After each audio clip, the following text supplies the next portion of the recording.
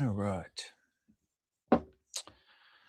What's this? Yep, we're live, it looks like. Dun, dun, dun. What's this? Motivate minute. What is this kaupapa? Hey, kia ora, bro. If you're there, so I'm a little bit early. So I'm just going to wait a couple of minutes because I said I would start at 3 and it's 2:58. So I don't know that there'll be anybody else other than possibly just you at motivate_minute 7. And even then, you may not stick around very long. And that's okay. Wasn't expecting anybody on here actually. Oh, DMC 7756. Thank you. Appreciate you. Thanks for stopping by. Um, yeah, what have we got? Still a couple of minutes or less than a couple of minutes anyway. So I'll start at what's on 1 minute now, 2:59.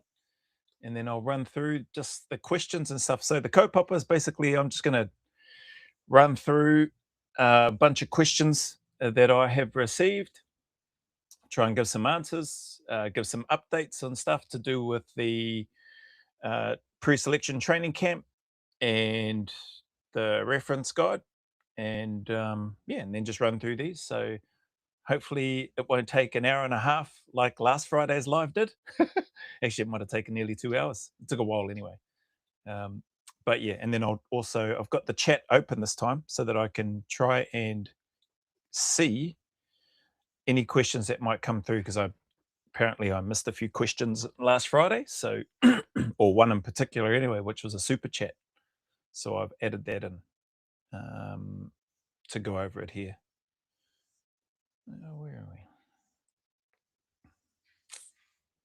Yeah, I think that's it. Hopefully they won't take long. Maybe 20 minutes, 30 minutes. And mind you, I've said that before in bloody neck minute 1 hour later. Hang on. Okay, 3 o'clock. Well, kia ora. Welcome, you two that are here. Appreciate you stopping by. So I'll jump into these. The first question, or the first one from the super chat that I missed last Friday. Sorry, Solly1234 AWD. He put in a super chat last Friday. I completely missed it. So super chat, from what I understand, is he actually paid some money to ask a question, and I bloody didn't even see it, and I didn't answer it. So I sent him a typed reply, but I've got it here, and I thought I'll go over it again while I'm here. So he asked, paraphrase of my questions: in the First Among Equals NZSAS documentary, a cycle member got kicked out solely due to not bonding with his peers. His face didn't fit at the beginning of cycle. Fair reason to kick someone out? Question mark. It's got so question to me, and then it's got what was socializing like during Australia, New Zealand SAS cycles with peers? Question mark. If you did answer, apologies, but I couldn't find it. Oh yeah, and he's got maybe you could direct me to the timestamp on it. So he did have a good look through the live. That was a long live too, and so appreciate the time that he would have taken to try to find it. And I didn't answer it at all because I didn't see it. So sorry about that, Solly. But to come back up to your question, a few things in there that First Among Equals, when somebody's on cycle, they've made it that far, which is great, a huge achievement. And if they get removed from cycle, it's for a number of reasons. It's not always, I've never heard of a face not fitting. And I sent some stuff. I can't remember exactly word for word what I sent him, but I'll try and recall some of that. Not bonding with the peers, like that's critical. You're going into a job whereby the trust and the bond that you make with your peers and the people that you are going to likely go and serve with on operations in high risk environments is critical. And if that bond isn't there, if that trust isn't there, if that camaraderie isn't there, you're going to struggle. Anyone is going to struggle in that space. In terms of the face not fitting, yeah, I don't know. I think I remember saying to Solly, I was like, bro, there were plenty of ugly fellas on cycle like me, and plenty of ugly fellas like me in the unit.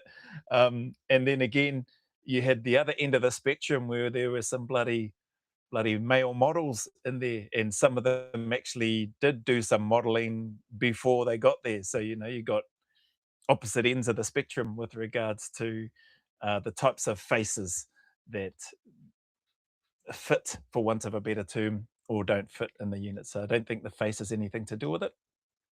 The other part, fair reason to kick him out. There's, aside from that, not bonding with peers, there's lots of other stuff that happens, excuse me, behind the scenes, which would not have been shown and which wasn't shown because I've watched the First Among Equals documentary several times and I've done a reaction to it as well. But there's lots of stuff in those documentaries which isn't shown. So it doesn't show the regular sort of check-ins that the directing staff will have with each candidate who's going through the cycle. It won't they won't show what advice or what counsel is given to candidates to either fix up any issues that they're displaying or refine and maybe even at that stage you might even get a maybe a pat on the back in terms of what you're doing well, what you need to improve on, what you need to stop doing, start doing, etc. So there's those elements that don't get shown during the cycle as well. And the other part, which is important to understand, I think anyway, is that anybody who makes it to cycle, the units are actually invested in trying to teach you. Then they're now actually trying to train you and teach you stuff, and they want you to actually learn it and or to show that you can learn it, and then also to show that you can apply it practically. So it's very much a hands-on course. The cycle itself, there is some theory side of things, but the job itself is mostly physical and hands-on, right? So having that ability to be able to take on the information and then apply it in the different scenario situations, sometimes you get a bit of um, a brief in terms of what you may be stepping into. Other times you don't. And so all of that stuff plays a part in what they're assessing you on, your ability to be adaptable, flexible, your ability to take on a lot of information in a short period of time and then apply it practically in the environment that you will be challenged or exposed to, or environments, I should say, and seeing how you go. That bonding with your peers is just another critical aspect of that, just like all that other stuff that I just spoke about. But not having the right face or the face not fitting. I've personally have never heard of that, not in New Zealand and or in Australia. What was socializing like during Australia and New Zealand cycles with peers? Yeah, it was cool. It was important, and it's just is one of those things that you do. You get together with your mates.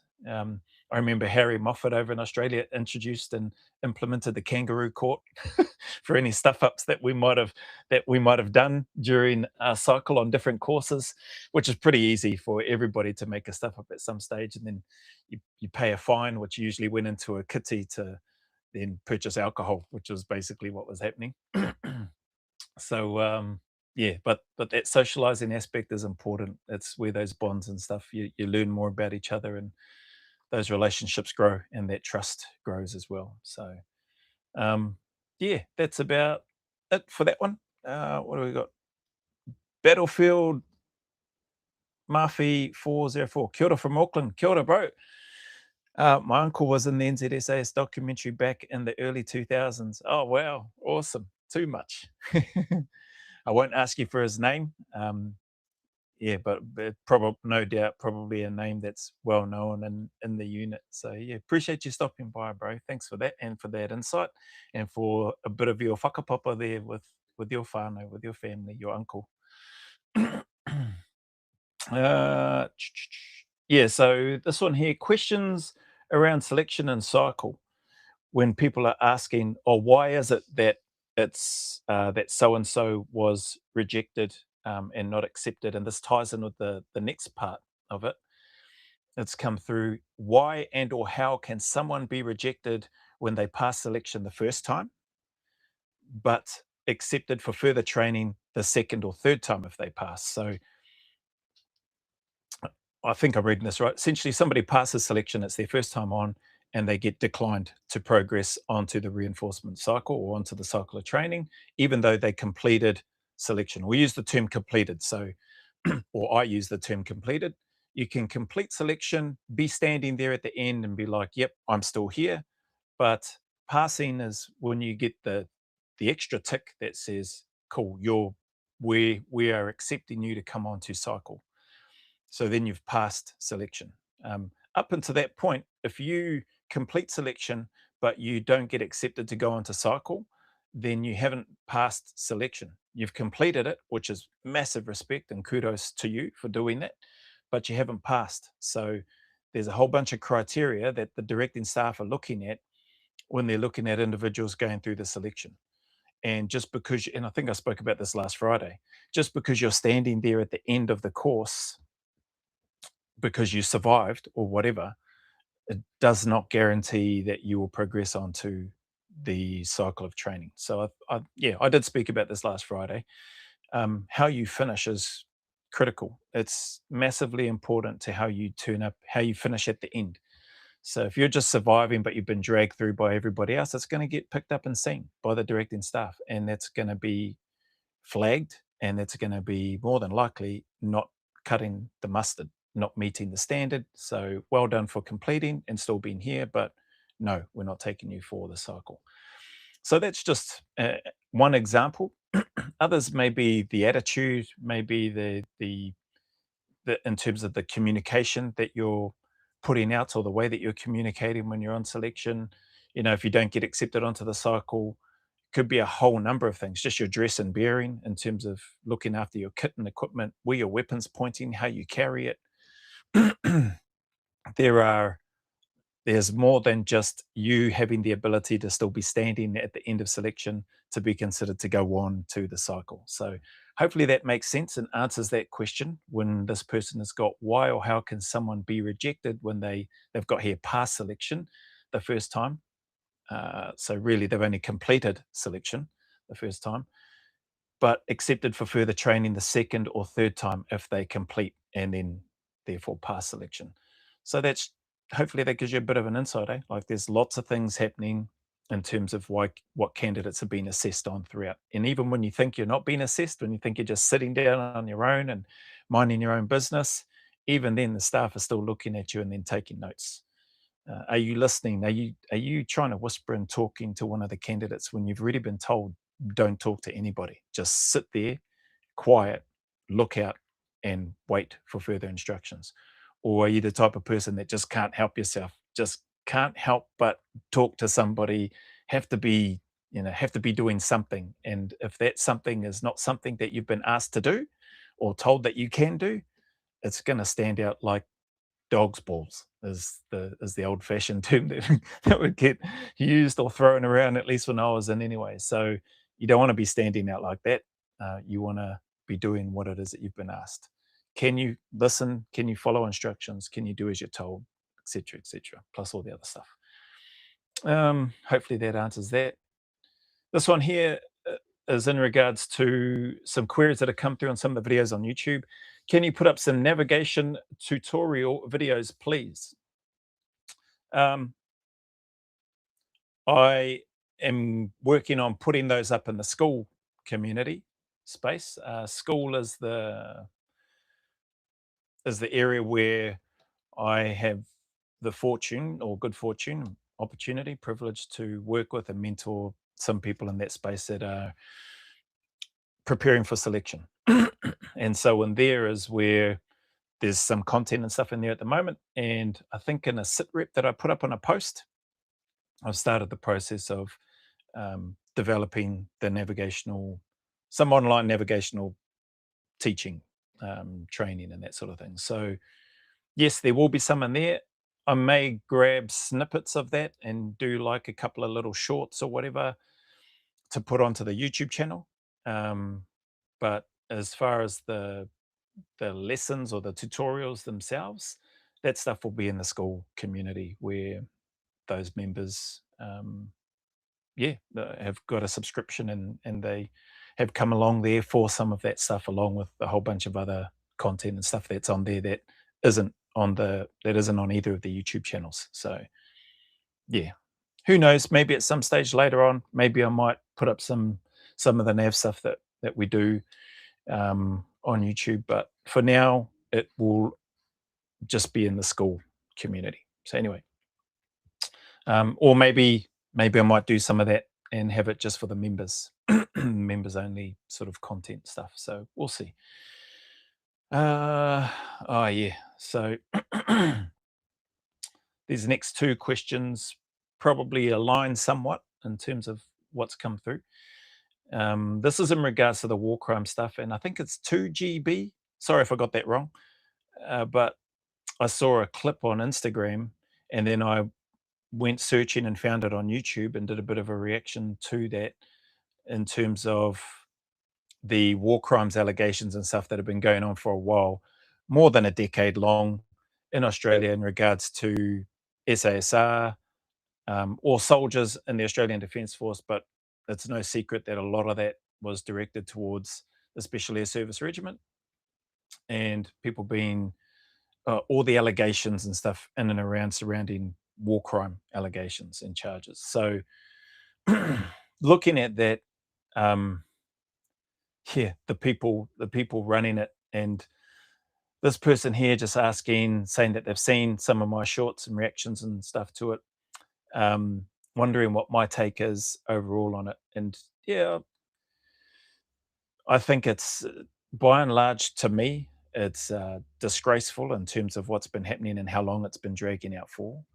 It's heartbreaking for the number of soldiers that have taken their own lives and for the families impacted, and uh, for the length of time it's taken, more than a decade. I think at some stage, I think I heard something like four when they were talking about the regiment, they said 400. That would pretty much encompass the whole regiment, the Australian SAS regiment, if that's who they were talking about. Then I think I heard some numbers dwindled down to about 50 something odd people who were actually being put under investigation. Now that number could be more, and there's been one charge laid, as far as I'm aware. There's only been one criminal charge for a war, and I think it's for a war crime that has been laid in 10 years. $250 million spent on the supposed investigation. The special investigator, whoever that guy is, or girl, or whoever that team is, and whoever the people are that are just making money hand over fist with regards to this special investigation. Can tell you what, there doesn't seem like there's anything special about it other than the fact that they've only turned over one actual charge in more than a decade. So this guy Michael Kemp in Parliament, who I don't know, but liked what he had to say in the short video clip that I heard, he must have been speaking in Parliament House or somewhere in Australia, saying if you've got the evidence, then lay the charges. If you don't have the evidence, then clear their names. And I think that's been on the back end of a whole lot of people, I assume, working in the background tirelessly to try to get a resolution, like soldiers taking their lives, families and relationships breaking down and being destroyed.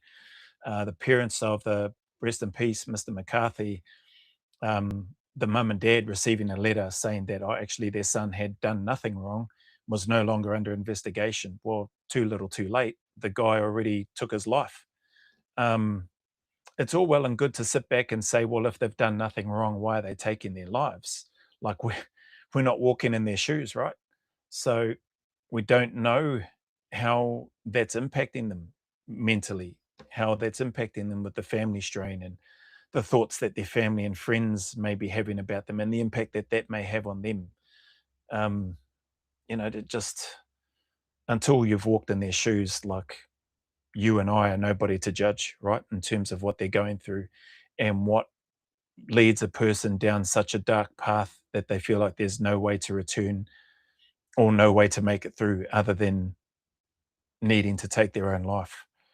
And I can sit here as much as I like, or you and I might be able to sit here as much as we like. Whoever might come across this video later on down the track and go, well, that's wrong. They should be doing that, harden up, etc. Um, yeah, walk in their shoes first, before you go making that sort of assessment and or judgment. That's my take anyway. But heartbreaking as well is my thought in terms of, to your question, what's been going on.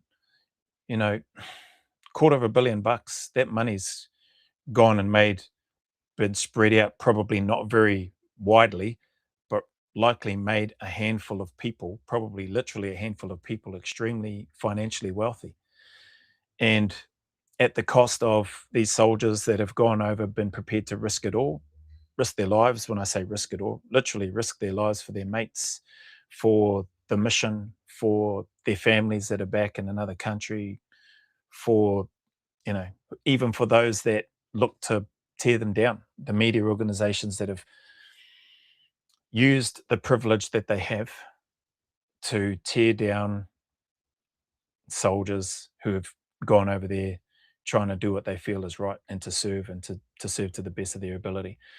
Not trying by any means to say that every soldier is perfect, right? And that they that every soldier is the epitome of what humans should be. That's not the case at all. Like there's a lot of muppets in the military, just like there's a lot of muppets in the government, and there's a lot of muppets in every organization.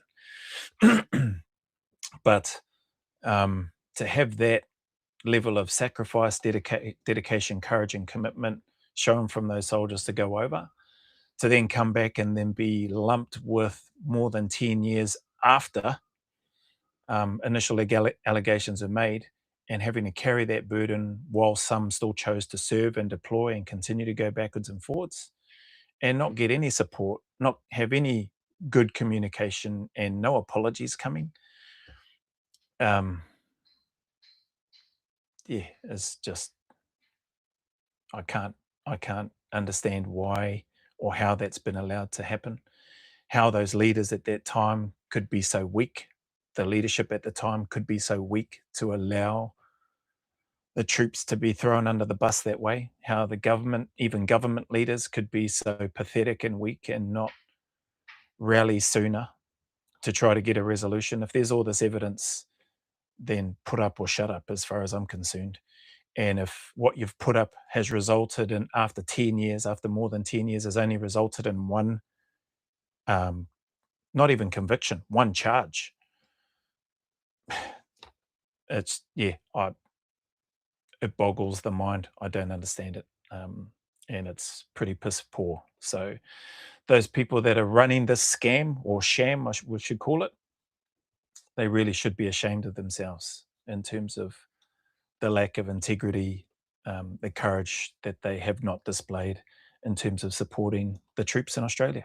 And the same could be said about those in the UK as well, because it's no secret that UKSF have been cast under a similar shadow for war crimes, again, by their own media, the BBC.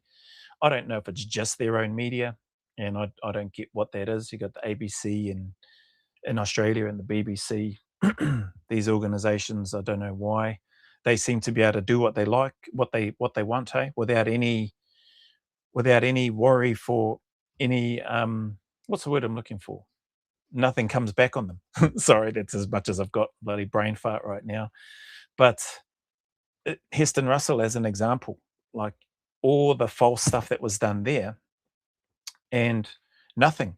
This secret bribe money that's come out that was paid by Channel 9 to a key witness in Ben Robert-Smith's defamation case, 700 grand paid to his former partner by Channel 9 News, signed off by that twat Nick McKenzie, the Blinken investigator, the director for Channel 9 at the time, and the secretary. So these two women and that twat McKenzie signing off on this golden handshake, whatever you want to call it, 700 grand to RS's former partner to keep her quiet because that clown McKenzie had breached his ethics, or whatever it was, if he even has any, had breached whatever it was that he wasn't allowed to do. He did it anyway. And that gets swept under the rug. And they had the cheek to want to have it hidden for 50 years. 50 years you wanted to have that hidden for. Just, it's crazy, man. The amount of power, and nothing's going to happen. From what I heard and saw in there, Costello, prominent figure in Australia, government, politics, whatever, was the chair for Channel 9 at the time, and the board members. And it's more than likely the chair and the board would have known that some sort of $700,000 golden handshake was being handed out to hush money to keep a key witness quiet because of the potential negative impact that it may have had on their organization. well, I'm glad that that judge didn't approve the suppression and it's all out. Will it change anything? Probably not. Those corrupt, conniving people behind the scenes that have gone and done that stuff, they're likely nothing will happen to them. They'll probably get more awards spouting and touting about how they don't make stuff up, that they are the epitome of transparency and honesty, which, as we can see and know and have known for a long time, is a crock of shit. So, but yeah, disappointing. And the reason why I say that, that's my rant on that piece, on that question. Reason why that I say the second question probably ties in with it is because this person has got here, would I consider looking into chasing up those media organizations and individuals for their corrupt actions against our troops? That's a really cool question. Right now, I probably don't have, not probably, I don't have the time to do that, but I would definitely be keen and look at and would consider being a nagging pest to harass and pop up at wherever these events are and throw out the questions. Obviously, that takes resources, to be able to do that. I don't have the bank account to just to just go fly over there and follow those twats around and expose them and do that sort of stuff. But is that something that I'd like to do? Uh, let's put it this way: I won't say no to it. Like if they want to be that corrupt, heartless in what they're doing. I don't think it's a case of matching it. I think it's a case of, well, where does their accountability lie, and looking at identifying that. And from what I've seen so far, the media organizations don't seem to have any accountability. Channel 9 still states that they've done nothing wrong. So you gave away 700 grand to a key witness. You asked for it to be kept quiet and swept under the rug for the next 50 years, but no, we haven't done anything wrong. Come on, mate. Bloody hell. Um, Bloody even a blind person or a deaf person could hear that you've been completely corrupt and conniving and deceptive in everything that you've tried to do there. So yeah. But anyway, that's that one. Hang on, I'll come to that one after. What's on here? Nick McKenzie is the SHIT you scrape off the bottom of your shoe. Yeah, agreed. As you said, nothing will happen. Repercussions don't exist at the air. Kia ora, Joe from Point Chevalier. Chevalier. I enjoy watching your video reacts. The t-shirt you were wearing, The Reckoning, are they for sale?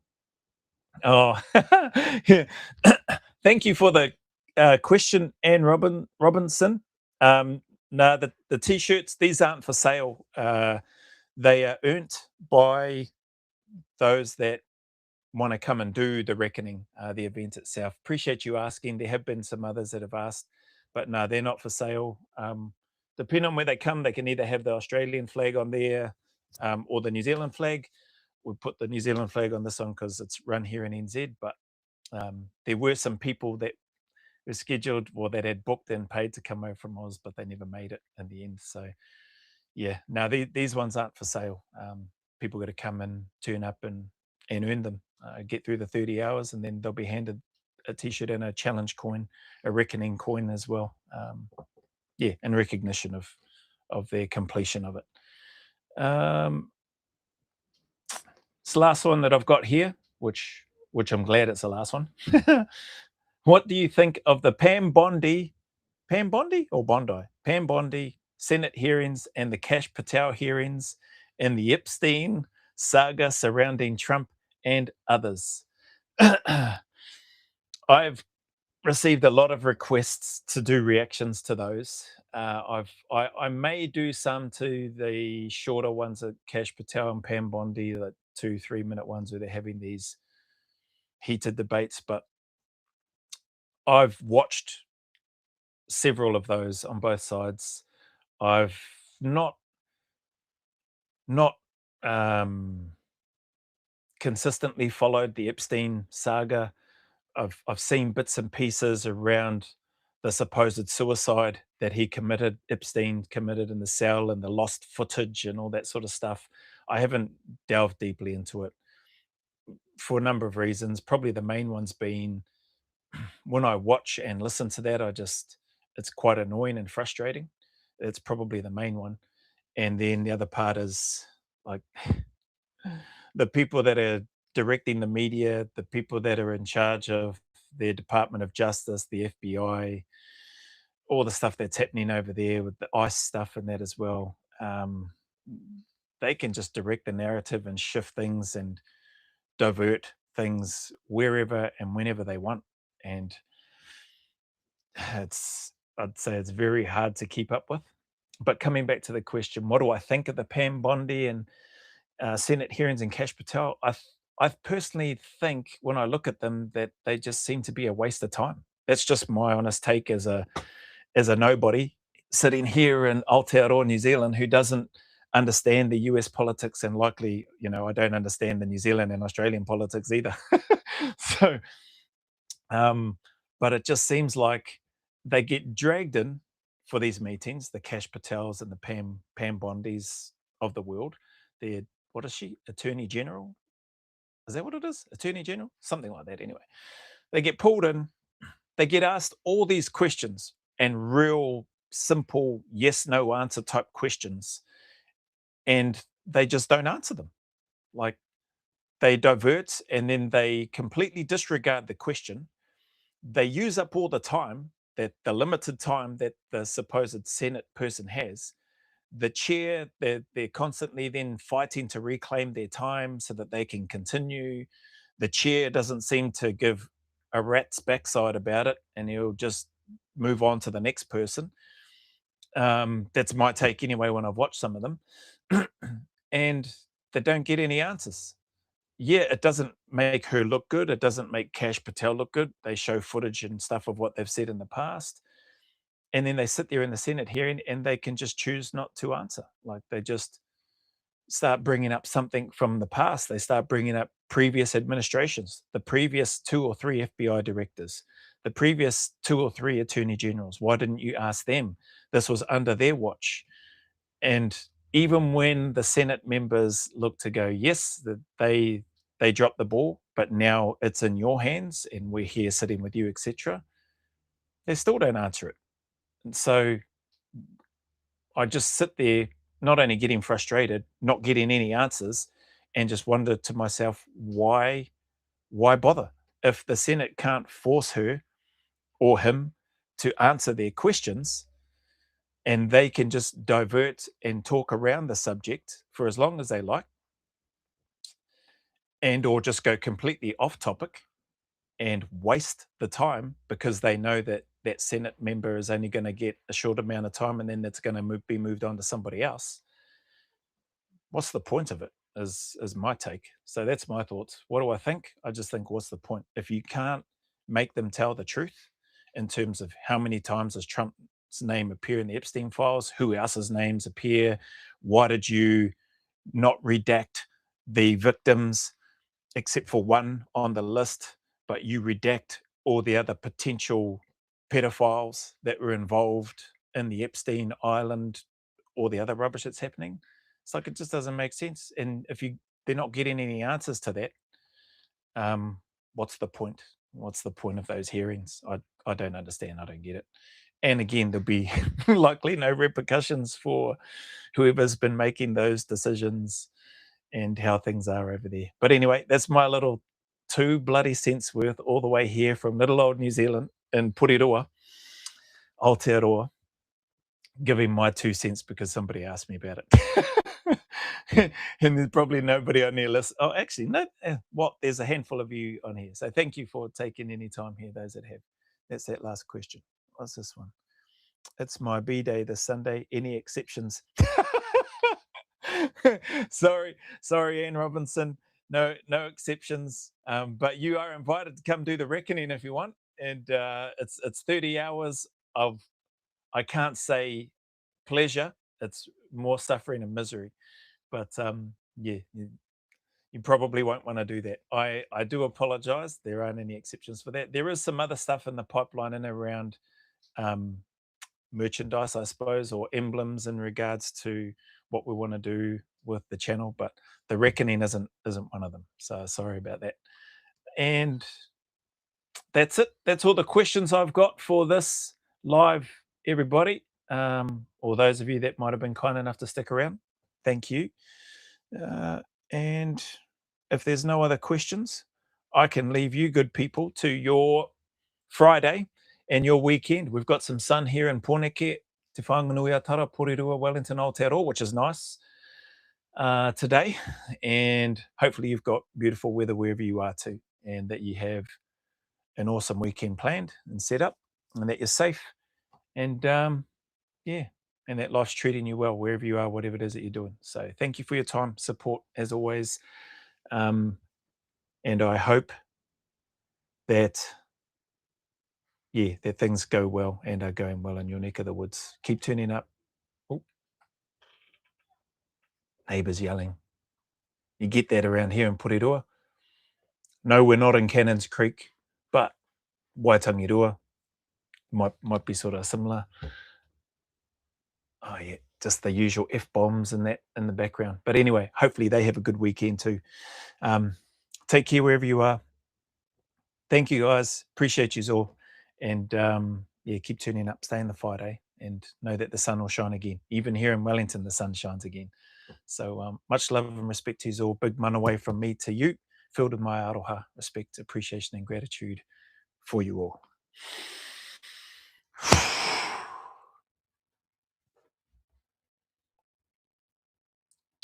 And where's the stop? Oh, yeah.